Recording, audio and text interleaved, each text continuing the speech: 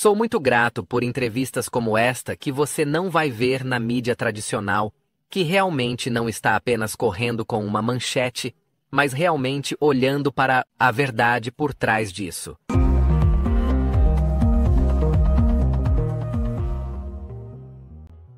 Estamos focando em uma das últimas ordens executivas do presidente Trump, a proibição de $1 digital.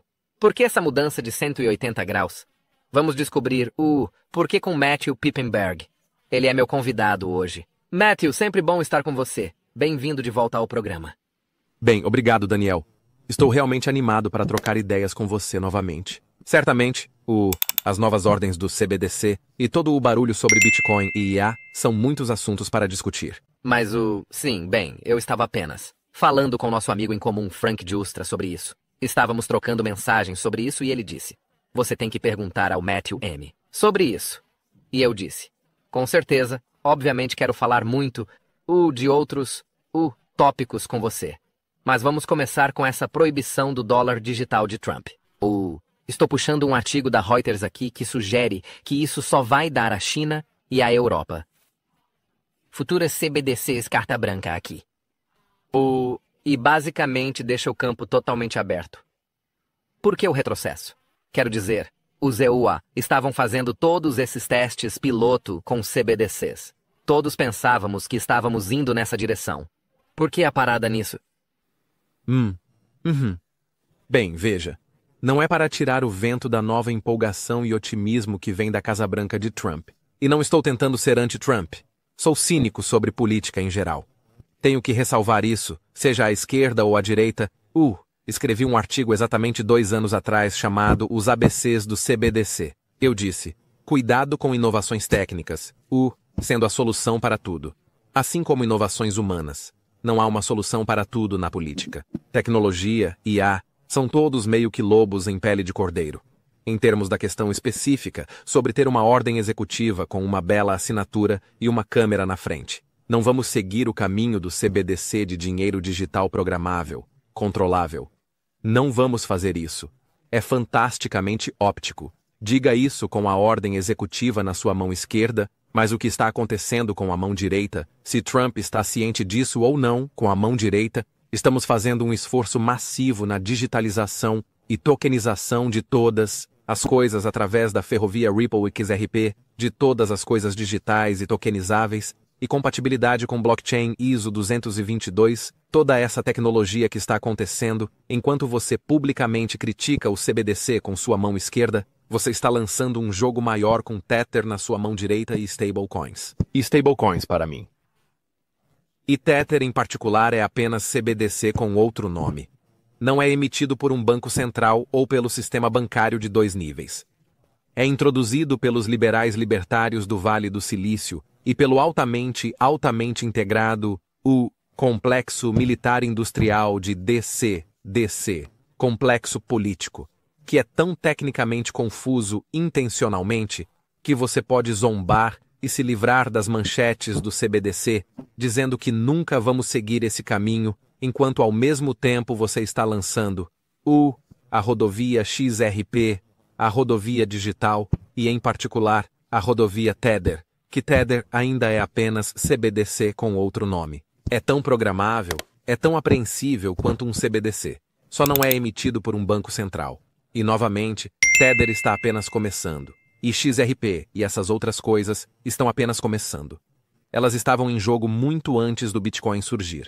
Acho assustador que as mesmas organizações de inteligência da NSA que lançaram o Ripple e a rodovia digital antes do Bitcoin ter sido lançado, também lançaram stablecoins. E há uma conexão direta entre Bitcoin e Tether. Há uma conexão direta entre a digitalização de todas as coisas e a centralização de todas as coisas. Acho que tudo isso é, novamente lobo em pele de cordeiro. E podemos entrar nos detalhes sobre Bitcoin e XRP e Tether. Mas novamente, Tether é um CBDC agora.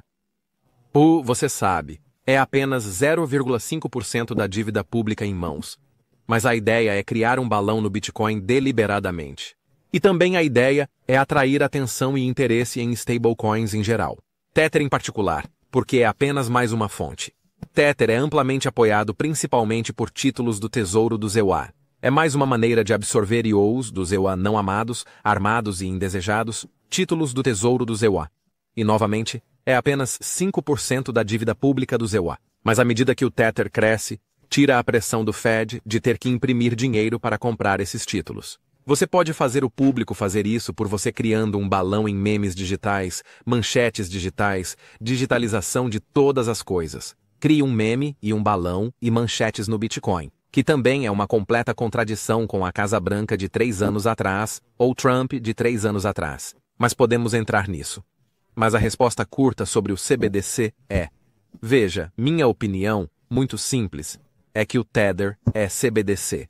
Só não vem de um banco central. Vem de outra fonte. Está entrando nos mercados abertos, mas não é de um banco central. Então, oficialmente, não é CBDC, mas é apenas outra forma disso. E é muito viável. Muito programável.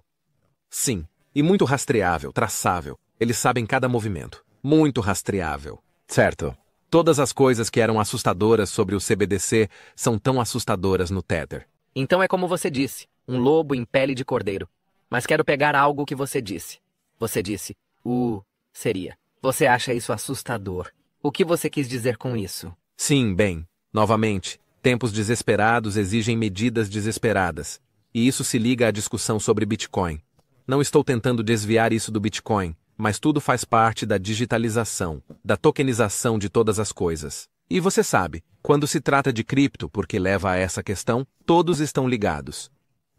E novamente, escrevi um relatório sobre nosso porquê ouro. Página sobre se o Bitcoin é um investimento melhor do que o ouro. Você sabe, quando você fala sobre ouro em cripto, você pensa que se você é um executivo de ouro, que você tem que apenas zombar do cripto em geral e do Bitcoin em particular. Eu não sou um desses caras. Você tem que levar o Bitcoin muito a sério. Não apenas como um mercado em ascensão e um ativo em ascensão, mas um ativo politizado.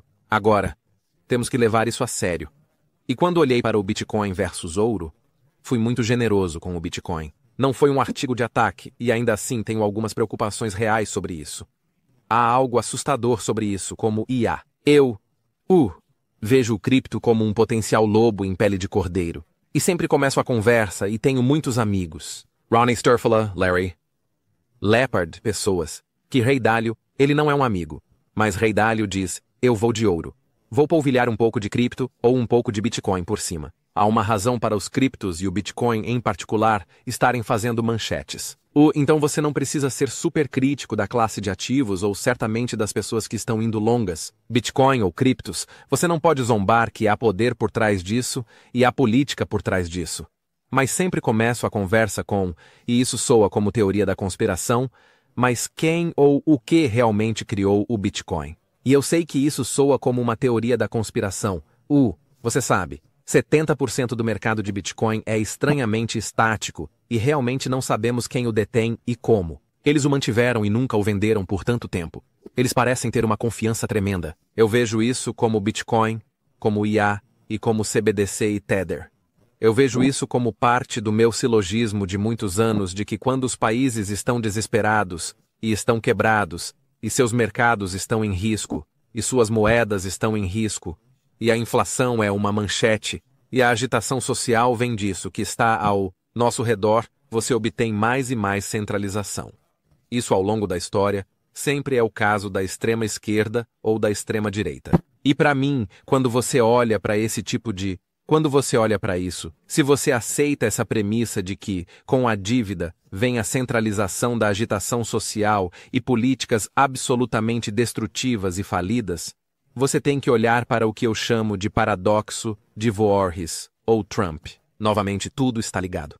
Chega-se a um ponto. Mas lembre-se de Eric Voorhees, grande pró-Bitcoin?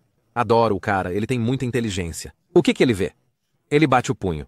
Eu escolhi o Bitcoin porque é descentralizado, é apolítico, está fora do pântano político, está fora do sistema bancário. E ainda assim você não poderia estar mais centralizado agora com ETFs de Bitcoin de Larry Fink, que há 3 anos odiava o Bitcoin, agora ele tem um ETF de Bitcoin de 50 bilhões, e você não poderia estar mais centralizado com isso. E você tem uma Casa Branca falando sobre reserva estratégica de Bitcoin. Isso é de um presidente que há 3 anos disse que o Bitcoin era uma farsa. Por que a mudança? E por que Trump está ameaçando tarifas de 100% contra os BRICS por se afastarem do poderoso dólar quando toda a tese central do Bitcoin é se afastar do poderoso dólar. É uma narrativa anti-fiat, descentralizada e apolítica agora. Não poderia ser mais centralizada, mais política e, francamente, mais centralizada. E então, esses paradoxos, você sabe, Dvorkis queria algo fora do sistema. Agora está no sistema. Trump disse que era uma farsa há 3 anos. Agora está nas manchetes como uma reserva estratégica de Bitcoin. Você tem que perguntar por que isso, por que essa mudança repentina. E se Trump tem tanto medo dos BRICS se afastarem do dólar, por que ele elogiaria o Bitcoin, cuja narrativa inteira é ser anti-dólar?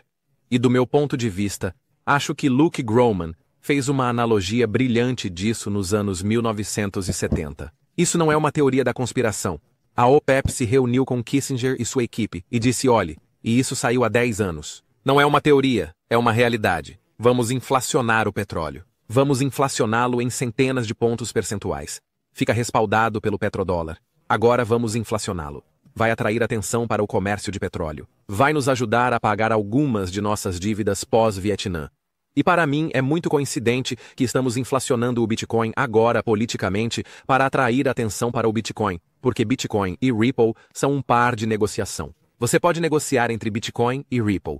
Quanto maior o preço do Bitcoin, maior o interesse no Ripple.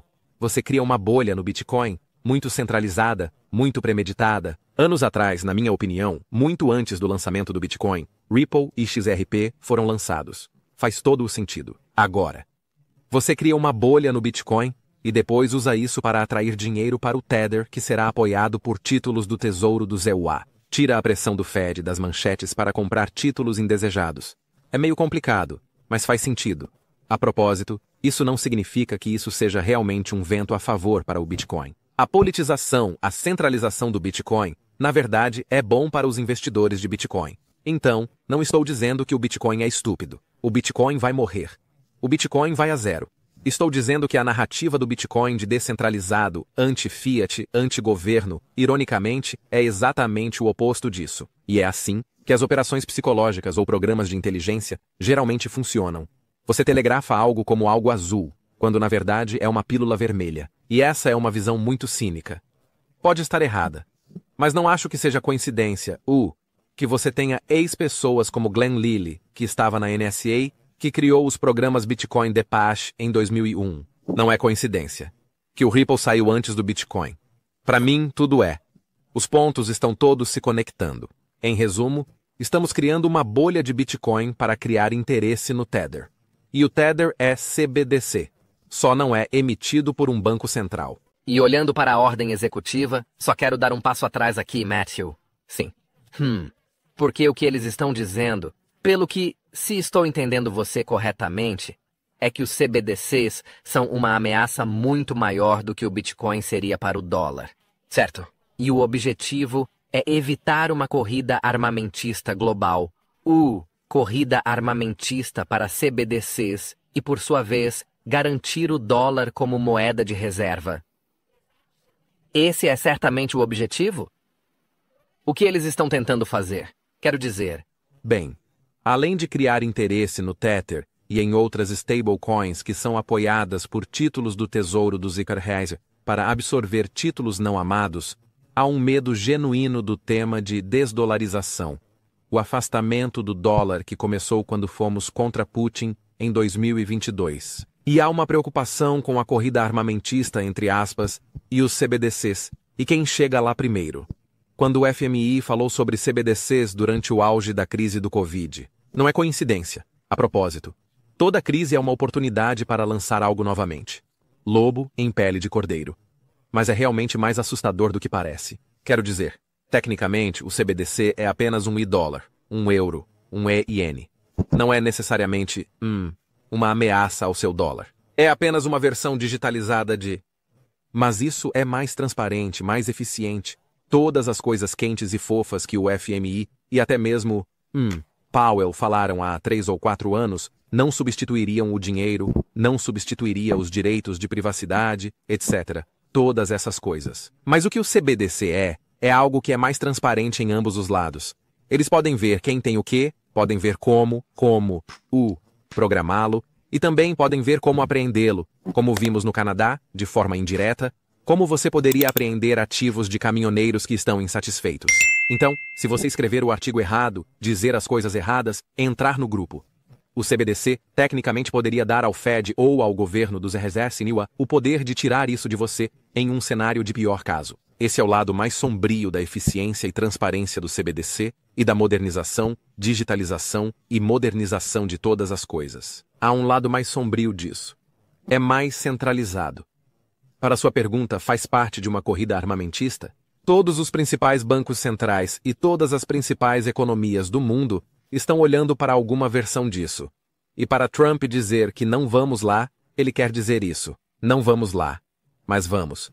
Vamos ter um Tether e vamos ter outros equivalentes. Só não no mercado centralizado dos bancos centrais. Mas ainda vamos ser altamente centralizados pela tecnologia e altamente centralizados por esse mercado livre, entre aspas. Estamos indo lá disfarçados. Sim, estamos. Novamente, é um truque de mágica. Você mantém o foco na mão esquerda, enquanto a mão direita faz outra coisa. Não sei se Trump está fazendo isso intencionalmente ou conscientemente. Acho que as pessoas como Peter Thiel ao redor dele, acho que caras como Glenn Lilly e Jeffrey Mann que têm sido muito abertos. Jeffrey Mann é alguém que estava na NSA. Ele viu o Bitcoin como algo que foi criado em Langley. Não sei se isso é verdade ou não. Basicamente, ele insinuou que é uma organização de inteligência. É um widget criado por inteligência para vigiar o inimigo. Minha preocupação, e não sou tecnicamente habilidoso o suficiente, minha preocupação é que, em última análise, essa digitalização e centralização no setor privado seja novamente um lobo em pele de cordeiro. Ainda tem o poder de rastrear e observar e vigiar e controlar os usuários de Wall. E esse é o ponto principal. E é por isso que meu argumento que fiz exatamente 2 anos atrás, tenha cuidado com os CBDCs ou qualquer coisa parecida.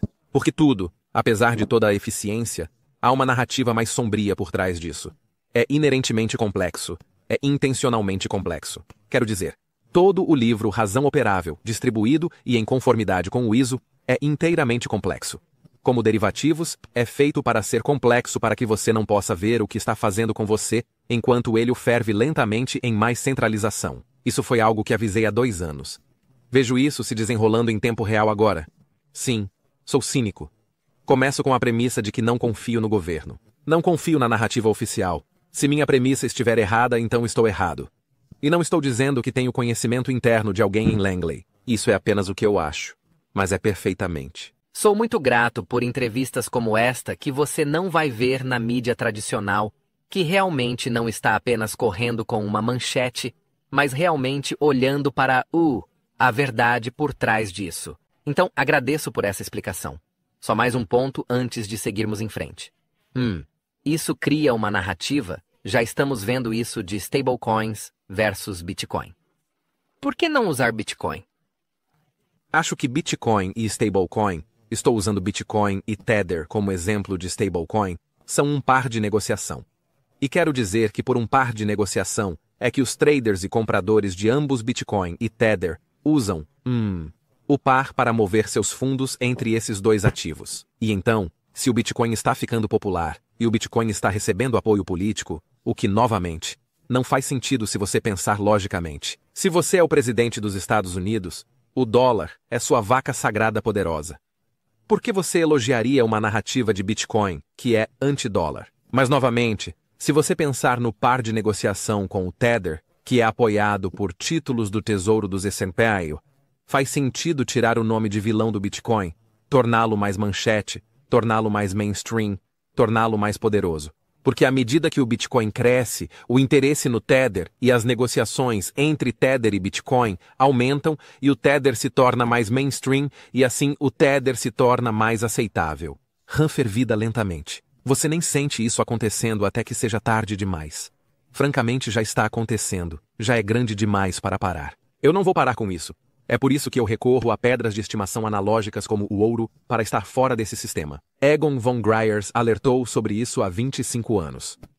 Você quer realmente estar livre dos riscos bancários, do risco de contraparte, do risco geopolítico, do risco político. E para mim, aquela velha pedra de estimação chata e um buraco no chão na Suíça fora do sistema ainda é mais livre que o Bitcoin. E a propósito, eu gostaria de ter comprado Bitcoin a R$1.000 e ter tido coragem de segurá-lo até onde está hoje. Não estou bravo com os investidores de Bitcoin, não estou bravo com a crença de boa-fé deles nisso.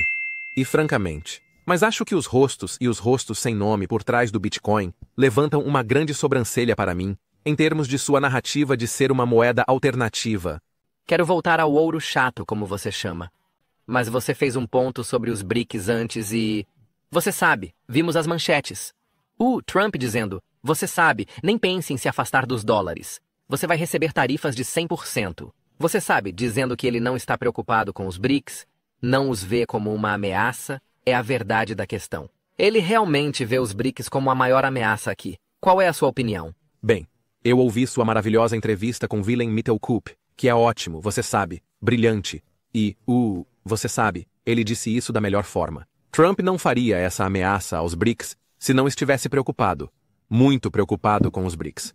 Não quero dizer com medo, mas acho que ele está com medo. Trump está sendo aconselhado. Você não pode negar o que está acontecendo com os BRICS. E novamente, é uma discussão mais longa e eu não quero apenas ser anti-Trump. Mas as tarifas avisadas ou ameaçadas contra os BRICS são apenas uma confirmação de que os EUA em geral, não apenas Trump, estão desesperados e desesperadamente preocupados. Essa é a primeira coisa. Mas eu gosto de dar dois lados a cada argumento sobre a questão dos BRICS. Eu venho falando sobre os BRICS há anos. Obviamente estou no campo de que a desdolarização e a ameaça dos BRICS são reais. Muito reais. Não é da noite para o dia. Não vai substituir o dólar do EUA, moeda de reserva mundial. Não vai destruir o dólar. Não vai acabar com a hegemonia do dólar no sentido, mas certamente está reprecificando e mudando isso. Então quase metade da população é 35% do PIB global. Eles têm uma enorme quantidade de recursos naturais entre eles. Existem muitas forças nos BRICS que os tornam diferentes de, digamos, Colômbia, México ou Canadá, com ameaças de tarifas. Mas eu também quero. Eu não quero apenas dizer que Trump está com medo e ele é estúpido, e essas tarifas e essas ameaças são inúteis. Eles não são. E há uma razão para isso. E você sabe, quando eu olho para os BRICS nos EUA e as tarifas e Trump, o argumento de que Trump é como quem é o maior otário. Trump disse famosamente: não vamos ser o otário para os BRICS. Não vamos deixá-lo se safar com a desdolarização se afastando do poderoso dólar. E há óticas políticas nisso. E há força nisso.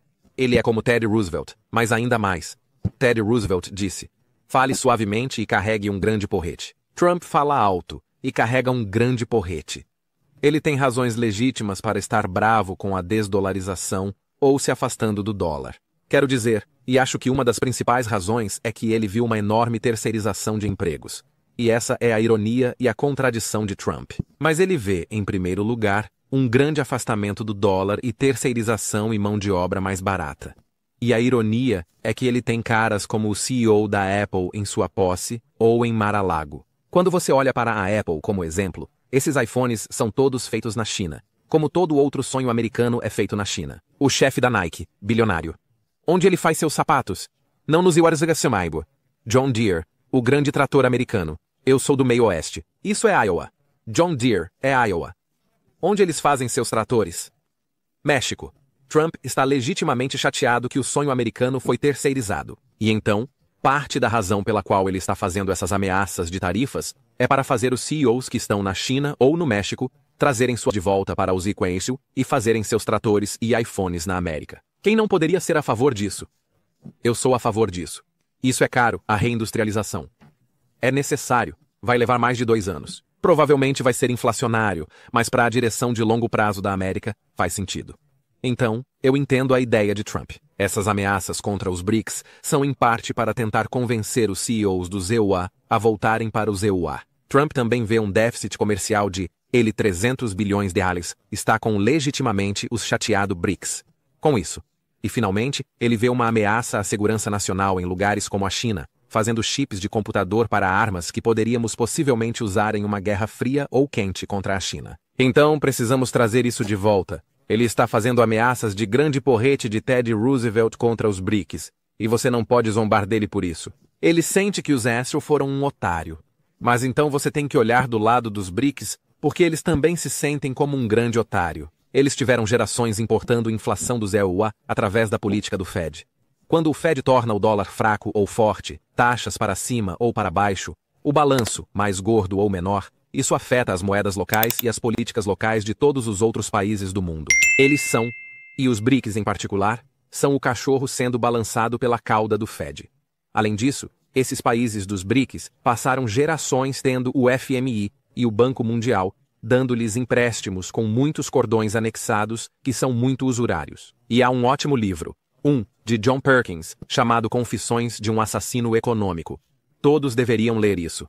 Eles querem entender por que os BRICS estão cansados de ter o FMI ou o Banco Mundial dando-lhes empréstimos generosos. Eles não são generosos, são usurários e são destrutivos. Então eles se sentem como os otários do FMI, eles se sentem como otários do Banco Mundial, eles se sentem como otários do Fed. E mais importante, desde 2022, quando armamos uma moeda de reserva mundial neutra contra uma grande potência nuclear, o R nos BRICS, que eles vão reagir de forma diferente sobre a confiabilidade desse ativo de reserva neutro. Então, da perspectiva dos BRICS, eles são os otários.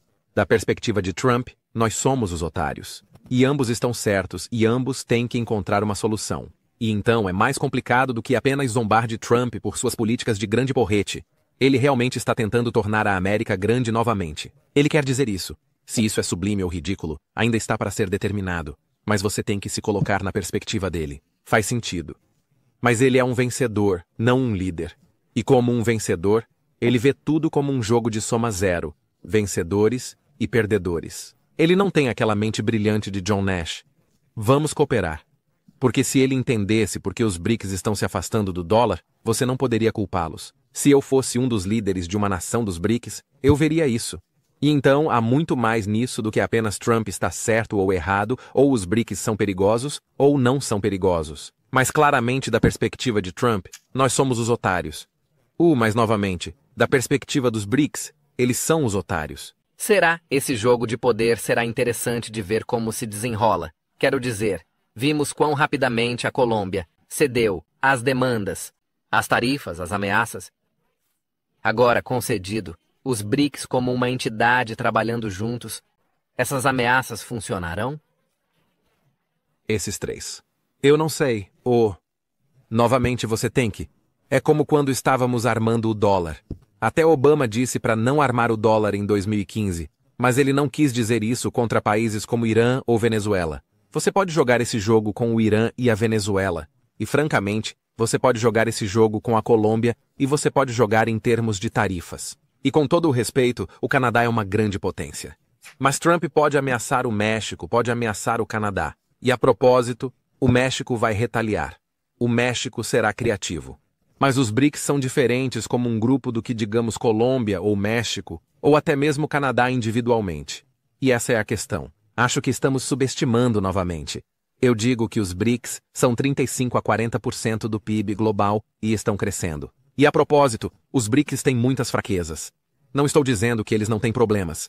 Há uma grande diferença entre Rússia e China, e Brasil e Índia. Eles não estão totalmente coesos. A porcentagem do PIB está quase toda nas mãos da China. Esse é o verdadeiro poder. Então não é como se os BRICS tivessem esse enorme poder e os EUAs tivessem acabados. Mas é mais fácil fazer esse tipo de manchete no início contra países como México ou Colômbia. Fica muito diferente quando você enfrenta os BRICS. E os BRICS farão como o mundo fez quando impusemos as primeiras tarifas em 1930 sob Smoot-Hawley. Os BRICS serão forçados a desdolarizar mais rápido. Quero dizer, a Rússia disse oficialmente quando fez essa ameaça, você está apenas cavando uma cova para o dólar americano. Você vai acelerar a desdolarização. Vamos ser mais criativos. Vamos fazer mais com nosso novo Banco de Desenvolvimento e nosso arranjo de reserva contingente. Vamos fazer mais para encontrar liquidações comerciais fora do dólar em transações lastreadas em ouro, não moedas lastreadas em ouro, transações lastreadas em ouro. Vamos fazer mais para criar arranjos comerciais criativos fora do dólar americano. Então, cuidado com quem você provoca quando fala conosco como grupo. E a questão é, eles vão cooperar de uma maneira à la John Nash ou vão lutar de uma maneira à la Trump, onde o vencedor leva tudo? E esse é o risco, e esse é o perigo. Mas não subestime os BRICS. Muitas de suas fraquezas. Não estou dizendo que são monolíticos. E se Trump vai fazer algo assim, este é o momento. Porque a América ainda é $50, ainda é 58% das reservas de câmbio. Ainda somos a economia mais forte do mundo. Ainda somos o exército mais forte do mundo. Ele tem 2 anos antes das eleições de meio de mandato. Ele tem a Câmara. Ele tem a Casa Branca. Ele tem o Senado. Ele tem a Suprema Corte. Ele tem popularidade. Esta é a última vez para realmente carregar esse grande bastão, na minha opinião. O problema é... Sim, o problema é que os BRICS não vão ceder. Eles não são nem Trudeau. Trudeau cedeu. Ele estava realmente com medo. Ele foi até Marlow. Ele voltou morrendo de medo. Imediatamente ele estava naquele primeiro voo. Ele mostrou todas as suas cartas. Trudeau jogou errado. Ele adicionou alavancagem. Isso é exatamente o que Trump queria ver. E Trudeau basicamente desceu dizendo, se você fizer isso, você vai paralisar o Canadá. Bem, isso é exatamente o que ele queria. E é engraçado. E novamente, os BRICS não são todo-poderosos. Vai haver. Mas novamente, por outro lado, Trump, alguém em sua administração deveria lembrá-lo de que a história rima. Não se repete, mas rima. Não estou dizendo que é exatamente como 1930, mas quando Hoover tentou o ato de tarifas Smoot-Hawley, as exportações dos United States lá caíram 30%. Os senadores Smoot e Hawley perderam seus assentos e Hoover foi considerado um dos piores presidentes da história. Saiu pela culatra. E estudos da Suíça mostraram que essa tarifa será na verdade mais prejudicial para os EUA do que para os BRICS. Você pode debater isso o dia todo. Todos nós vamos ter que esperar e ver. Mas acho que não é tão simples quanto apenas carregar esse grande bastão e fazer ameaças quando se fala dos BRICS. Mais um ponto antes de seguirmos em frente, porque eu poderia te manter aqui o dia todo. Matthew, abolindo o imposto de renda substituindo por tarifas. Mais um ponto das tarifas. Você acha que veremos isso realmente acontecer?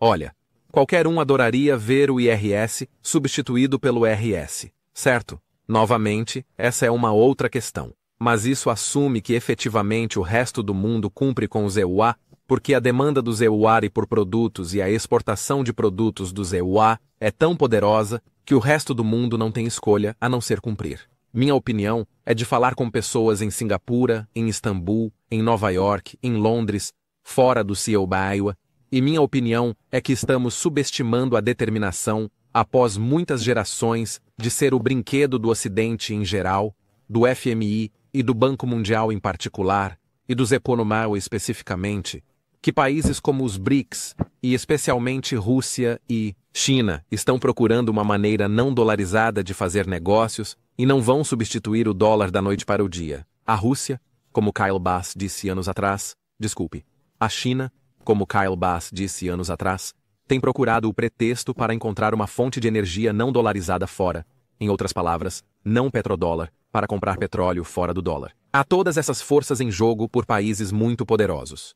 Não países perfeitos, países disfuncionais, mas poderosos, com grandes faixas de PIB e recursos naturais que serão mais difíceis de simplesmente assumir conformidade dos FRCI do que poderiam ter 10, 15 anos atrás. E agora o dado está lançado.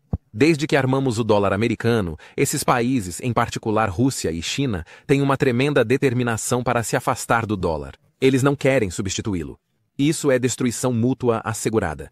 Eles não querem uma guerra comercial, porque tanto a China quanto os Eplezewama precisam dos compradores e vendedores um do outro. Mas Trump também tem que reconhecer que uma tarifa é tipicamente usada para proteger suas indústrias. Não temos indústrias para proteger, como Andy Schectman disse brilhantemente, porque terceirizamos todos esses empregos para a China. Isso é inteiramente culpa dos CEOs de lugares como Nike e Apple e John Deere. Mas estou dizendo que terceirizamos o sonho americano para a China e México e América Central. E agora vamos tentar criar uma tarifa para proteger a indústria que nem sequer temos realmente. Então, o verdadeiro motivo de Trump é fazer com que esses CEOs tragam esses empregos de volta para a América. Isso é inflacionário. É necessário. Eu aplaudo isso. Mas, novamente, os BRICS vão ser como os países eram em 1930. Quando forem atingidos pela tarifa, vão retaliar, vão ficar mais criativos e isso vai criar mais instabilidade.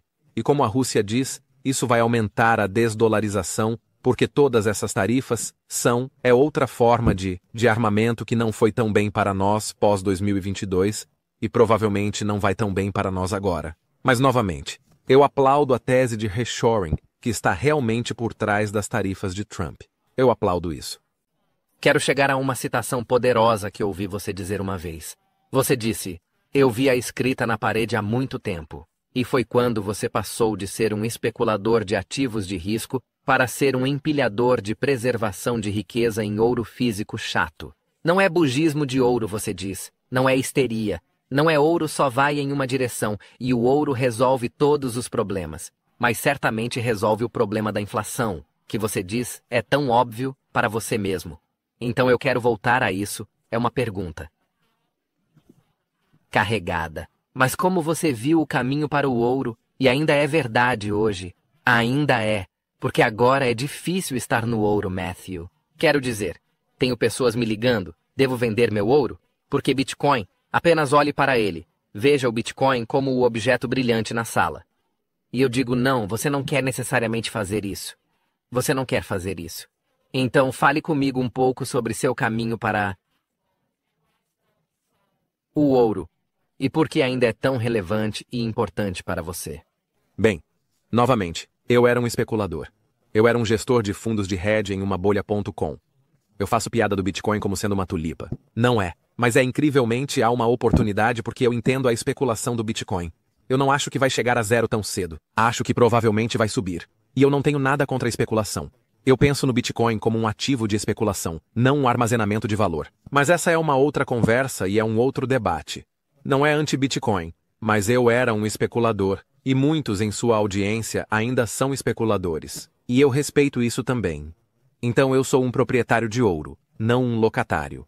E cheguei a esse ponto porque ganhei o bilhete de loteria no Nasdaq em 2000, assim como se eu fosse um comprador de Bitcoin a 1.000 que foi para 50 mil. Eu entrei em um pré-IPO e uma ação de tecnologia quando tudo entrou quando um macaco poderia jogar um dardo no Nasdaq e ganhar dinheiro. E através de alguns contatos no Goldman Sachs, entrei em 3 ou 4 ou 5 IPOs, pré-IPOs, que era o burburinho. Isso foi Rob Stevens novamente, não um bilhete de loteria genial.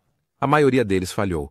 Um foi um home run. Então eu especulei e acreditei em ativos de risco. Acreditei no Nasdaq e então me tornei um executivo de escritório familiar e aloquei para os melhores fundos de hedge do mundo. E eu estudei ações e títulos. E eu entendo totalmente isso no sentido de que entendo por que você quer estar em ativos de risco. Meu caso particular e o caso de nossos clientes de 90 países, que não é para todos, a propósito. E eu quero deixar isso muito claro. Eu não sou contra a especulação. Como muitos, estou agora na posição em que estou pensando muito mais em coisas não sexy, como manter a riqueza, em vez de ficar rico. E isso soa como um comentário arrogante, mas essa filosofia ou ideologia que eu tenho pode se aplicar. Se você é um dentista, um encanador, um neurocirurgião, um professor ou um bilionário, ainda precisa preservar sua riqueza. E o segredo que aprendi conversando com caras da Millennium, a Perry Capital, a Appaloosa, a Paul Tudor Jones, é você. A maneira de ficar rico é não perder seu dinheiro. Em outras palavras, é como você vê em escritórios familiares de terceira geração. A grande piada é, como você tem uma pequena fortuna, você herda uma grande fortuna. E eu vi isso com especulação. Há essa necessidade constante de fazer mais, otimizar e obter lucro, obter um retorno anualizado, mas isso não é sustentável. E quando você tem uma certa quantidade de riqueza, comecei a pensar, bem, como eu meço minha riqueza? Estou medindo no meu caso particular, na época era em dólares americanos. Mais tarde, tornou-se em euros e francos suíços. Mas ainda estou medindo minha riqueza em um belo cubo de gelo fiduciário. E tem uma bandeira bonita, ou uma águia bonita, ou uma imagem bonita nele. Mas percebi que está derretendo lentamente pelo efeito composto da inflação e da desvalorização da moeda. E, novamente, uso o exemplo do ouro. Desde que saímos do padrão ouro, o dólar americano, como o franco suíço ou as outras principais moedas do G7, perdeu mais de 98% de seu poder de compra inerente quando medido contra 1 miligrama de ouro. E então eu estava pensando nos meus filhos e netos, e estava pensando, esta é a riqueza que eu tenho. Seja o que for, não é mais do que os outros, não é menos. Isso é diferente. É minha riqueza. Eu meço isso em uma moeda fiduciária. Estou perdendo para isso todos os dias, para o imposto invisível da desvalorização da moeda por causa da política do Fed, que eu entendi melhor é por causa dos níveis de dívida. Tudo surge da dívida e do afrouxamento quantitativo e da desvalorização da moeda e da inflação, o imposto oculto. Percebo que estou medindo minha riqueza em algo que está derretendo. E você pode argumentar que o S&P subindo pode superar a desvalorização da moeda caindo. Mas para mim, O ouro apenas mantém seu valor melhor. E eu confio no ouro de certa forma, porque não confio no dinheiro fiduciário. E uso muitas analogias esportivas ou militares por causa do meu histórico ou da minha família, mas é banal. Mas talvez ajude a simplificar as coisas que você pode discordar ou não, mas eu tinha um time de beisebol muito bom no ensino médio. E eu tinha sonhos de ir e jogar nas ligas menores. Eu não tinha o talento, mas eu tinha o sonho. Mas tínhamos um time de beisebol muito bom. E eu sei disso. Eu sabia quando tinha 17 ou 18 anos que se tivéssemos que jogar contra os Yankees, íamos perder. Teria sorte de conseguir um bunt ou uma rebatida, mas eu sabia que íamos perder. E é como Robert E. Lee depois que ele estava em Petersburg. Você sabe, ele ganhou tantas batalhas. Seu exército estava faminto. Ele estava cercado. Ele estava em desvantagem numérica, 4-1. E eles continuaram lutando. Ele deveria saber que iam perder. E para mim, o dólar americano está em Petersburg. Ou o dólar americano, ou o franco suíço. Ou o euro, ou o iene, ou o yuan, ou o peso. Para diferentes graus. Eles têm graus relativos. Eu preferiria ter um dólar do que um peso ou uma lira. Mas estou dizendo que todas as moedas fiduciárias são como o meu time de beisebol do ensino médio. Eles vão perder eventualmente. Eu não preciso cronometrar exatamente. Eu não tenho que dar todos os gráficos certos, mas estou perdendo. O ouro não faz muito, mas mantém seu valor. As moedas fiduciárias fazem muitas coisas. Elas são trocadas, são negociadas, são arbitradas. Mas estão perdendo seu valor inerentemente. Estão derretendo como o exército de Lee. Estão derretendo como o meu time de beisebol contra os Yankees. E então eu tenho esse tipo de convicção. E é uma convicção forte. Não significa que o ouro vai em linha reta. Não significa medido contra a inflação do IPC, que sempre supera. Embora eu ache que a inflação pelo IPC é uma ficção aberta. É uma mentira absoluta. Mas novamente não é. Essa é a convicção que eu tenho. É a modéstia que eu tenho, na verdade. Não significa que sou contra a especulação ou pessoas que precisam dizer: ótimo, Matt, você está preservando sua riqueza. Eu não tenho nenhuma. Estou preocupado com o aluguel. Estou preocupado com a mensalidade. Estou preocupado com a hipoteca. Isso é uma pressão enorme. Não estou tentando ser presunçoso sobre isso. Mas para muitos, mesmo aqueles, você ainda tem que medir sua riqueza em algo. E eu sempre acredito que uma porcentagem disso deve estar em algo que mantém seu valor. E vou parar. Mas vou dar um exemplo simples. Eu usei muitas vezes. Uma caixa de sapatos com 250 moedas de ouro. Onças cada.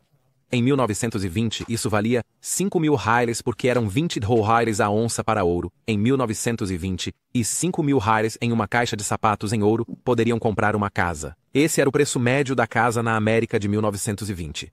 Se você enterrasse essa caixa de sapatos de ouro no chão e a deixasse lá, você poderia dizer, ótimo, eu também poderia enterrar uma caixa de sapatos com 5.000 reais em dinheiro no chão também, para comprar uma casa para meus netos. Avançando para 2024.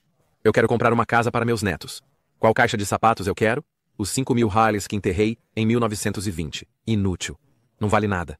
Vale 5.000 dólares desvalorizados, dólares inflacionados. Essa mesma caixa de sapatos de 2.250 moedas que eram uma vez 20 dólares a onça, agora são 26 ou 20.700 dólares a onça. Em outras palavras, essa mesma caixa de sapatos que manteve seu valor desde 1920, me compraria uma casa em 2024, assim como fez em 1920. Mas esse dinheiro, esses 5.000 reais, não podem nem comprar a jardinagem dessa casa. E é isso que estou dizendo. Estou medindo minha riqueza de longo prazo nessa caixa de sapatos de moedas de ouro. Porque estou pensando, como Ronnie Sterfeld disse dos nativos americanos gerações à frente, os americanos e nossos banqueiros centrais e nossos políticos pensam um ciclo eleitoral à frente.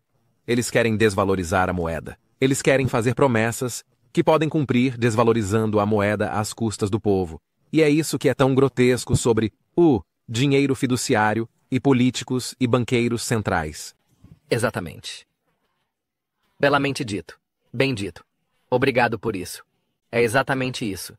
Se você quer criar riqueza geracional, eu digo compre ouro. E eu não perco o sono por isso nenhuma noite. Matthew. Ponto final. Sinto que estamos apenas arranhando a superfície aqui, e agradeço muito por esta ótima entrevista, mas sei que há muito otimismo, mas de tudo que você expôs e tudo que estou sentindo, e de entrevistas passadas que assisti, você ainda está dizendo e vendo, as ameaças que estavam lá antes ainda estão muito presentes. Então, Se eu tivesse que te perguntar uma ameaça principal em que você está focando para este ano que você realmente está de olho, qual seria? Bem, novamente, sou um disco quebrado. O que é isso? O menino que gritou lobo. Mas eu não acho que estou gritando lobo mais. Acho que as coisas sobre as quais eu estava alertando não só vão acontecer, estão acontecendo bem na frente dos nossos olhos. E essa ameaça é muito simples. Não importa se ela se desenrola no S&P ou no mercado de títulos dos Mordeu. Está acontecendo na nossa sociedade, está acontecendo na nossa moeda, está acontecendo na nossa política agora. Vai apenas piorar. E essa ameaça, vou bater nela até a morte. Vou dizer 1 milhão de vezes. Essa ameaça é a dívida. Como David Hume disse na década de 1750, como Thomas Jefferson disse na década de 1770, como Reinhardt e Rogoff dirão hoje, e von Mises disse na década de 1950, a dívida destrói nações. Os efeitos da dívida se espalham para coisas desesperadas. Da política, política do Fed, moedas, mercados de títulos, mercados de ações. Temos uma crise de dívida. O colapso da dívida impulsionado por títulos soberanos e uma crise de dívida soberana. Países acima de suas cabeças em dívida monetizando o delta entre receitas fiscais e PIB, que está ficando mais fraco apesar de, bem, com o S&P subindo, sim, está mais alto. Mas estou dizendo que há um delta entre nossa renda e nossa dívida. Monetizamos esse delta desvalorizando a moeda por meio de políticas inflacionárias que esmagam as pessoas no meio. A mudança do meio. Eu digo, a classe média em inglês. A classe média sempre é esmagada primeiro. Eles são os primeiros a serem convocados, são os primeiros a serem prejudicados em um colapso de mercado. Então, eles estão sofrendo o imposto invisível da inflação mal relatada. Então a dívida está criando a maior transferência de riqueza da nossa história. Está criando a maior quantidade de agitação social que sempre segue uma crise de dívida. A agitação social que sempre leva à centralização, que falamos no início desta entrevista. Todas as coisas surgem do problema da dívida. E poderíamos ter falado sobre ações e títulos, poderíamos ter falado sobre moedas, poderíamos falar sobre taxas do Fed, poderíamos falar sobre agitação social, desigualdade de riqueza, tarifas, mas tudo vem desse lugar desesperado em que estamos porque estamos muito acima de nossas cabeças, em dívida insustentável, inimaginável, como nunca vimos. Se a dívida é a causa de toda a destruição, esta é a maior crise de dívida não apenas na história do CCAT-REIWA, mas na história global. Então, se você acredita que a dívida é um câncer e que você não pode resolver uma crise de dívida com mais dívida monetizada por dinheiro de clique de mouse, adicionando zeros no edifício Eccles, se você pode acreditar nesse senso comum simples, então você sabe que a verdadeira fonte de todas as coisas políticas, financeiras, etc., vem da dívida. E a dívida vem de uma, fantasia destrutiva de que você pode resolver uma crise de dívida com mais dívida monetizada com dinheiro do nada. E essa é a teoria monetária moderna. Nem moderna, nem monetária, nem teoria. Já foi tentada várias vezes desde a Roma Antiga até 1789, na França, a Alemanha de Weimar e ao Fed. Hoje, nunca funciona. E à medida que fica mais e mais desesperada e mais fracassada, você lança as fantasias e a centralização, incluindo Tether, Bitcoin, etc. Na minha opinião, é apenas mais controle centralizado. E meu maior medo é que a dívida está destruindo nossas liberdades civis. Está destruindo nossos ideais da Constituição, que eu estudei na Faculdade de Direito. E está lentamente criando uma cultura massiva de ter e não ter. Vivemos em uma sociedade que é puro feudalismo com senhores e servos. Eu sou, ironicamente, parte desses 10% superiores. Não me orgulho disso. Não gosto disso. Não gosto de onde está indo. Não gosto de onde está levando nosso país ou nosso mundo. E o ouro não pode resolver todos esses problemas. Ele apenas resolve um problema de moeda para mim. Mas as outras coisas que vejo acontecendo bem diante dos meus olhos, sobre as quais avisei por anos, centralização. Isso está em todo lugar. Matthew, obrigado novamente por isso e, agradeço por responder a pergunta sobre ameaças, o que me faz sentir que devo compartilhar isso com o público. Acabamos de compilar um novo, relatório gratuito, compilando ameaças que você deve prestar atenção e observar em 2025. Como eu disse, é um relatório gratuito. Vamos colocar o link aqui. Matthew Piepenber, por favor, volte rápido, em breve. Claro.